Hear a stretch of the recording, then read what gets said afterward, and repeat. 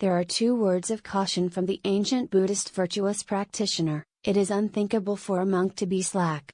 It is also inconceivable for a monk to develop the mind of the way. This word means if a monk does not focus on his morals and conduct, he can do anything evil. If a monk develops the heart of the way, he can also do any difficult and magnificent thing. Like the hard work of ascetic practice in the monastery, when the laity sees it, they are all thrilled and admire it with utmost sincerity. In the past, some ascetic monks specialized in hard labor in sizable temples over the country. For example, vegetable head, vegetable grower, rice head, rice cooker, fire head, fire burner, and water head, water collector, who serve as a painful task. The bell head, who rings the bell, the drum head, who drums, the forbidden head, who cleans the toilets, the hall, who serves food to the public, and the mountain patrol, who looks after the trees in the mountains. They have kept doing such tough jobs for years and never complained about the hardship. Many monks have developed the heart of the way, who specially seek hard work and take pleasure in suffering. Most of the eminent monks in the past dynasties in China became famous through asceticism, and they gained benefits from suffering. They work hard of their own accord, without seeking fame or receiving a price. The living Buddha was used to living an ascetic life, although after he became famous, wherever he went, some rich and influential dignitaries would convert to him and become his disciples. However, he was never proud of it and remained true to his nature. He was totally devoted to compassion and joyful giving. That's the reason why he was respected everywhere, and that is also the reason why people called him a living Buddha. When he first came to Yangon and lived in Longhua Temple, he once did a difficult job. It turns out that the climate in Myanmar is hot, and the people living here eat fresh food for every meal. Even the poor begging for food also want fresh food. Therefore, some households pour the leftovers of each meal outside to feed crows and dogs. The temple also had the same situation. At that time, more than 20 guest masters lived in Longhua Temple. There were a lot of leftovers from each meal and were all dumped.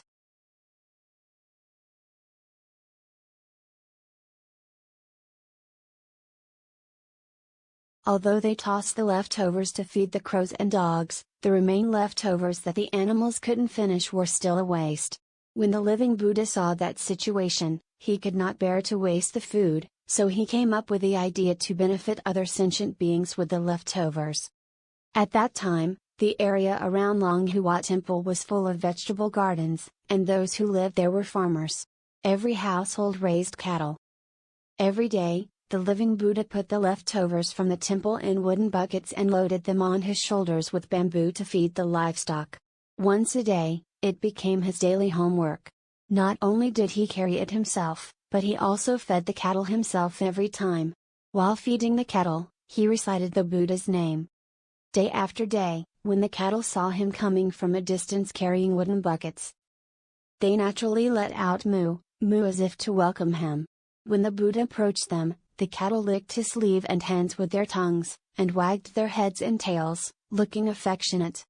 When the living Buddha fed the cattle, there was a cutscene every time. As usual, he first conferred the 3 refugees to the cattle, and then spoke the Dharma to the cattle. It's like talking with someone.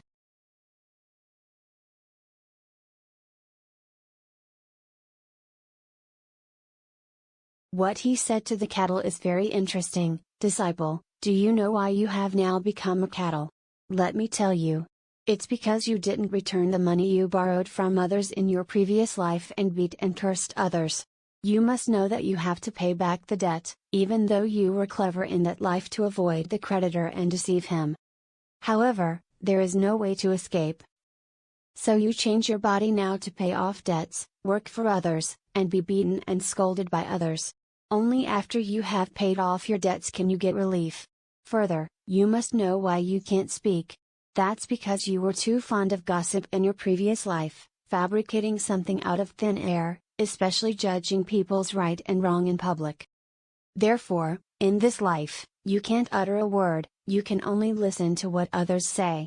Even though, you clearly know that people say bad things about you and scold you, you can't argue with them and can't talk back.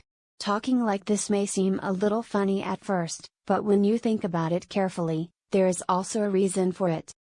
The living Buddha kept carrying leftovers to feed the cattle for a long time until Longwa Temple was closed.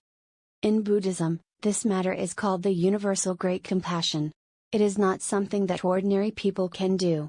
The fact that the living Buddha could perform such an austerity shows the greatness of his compassion.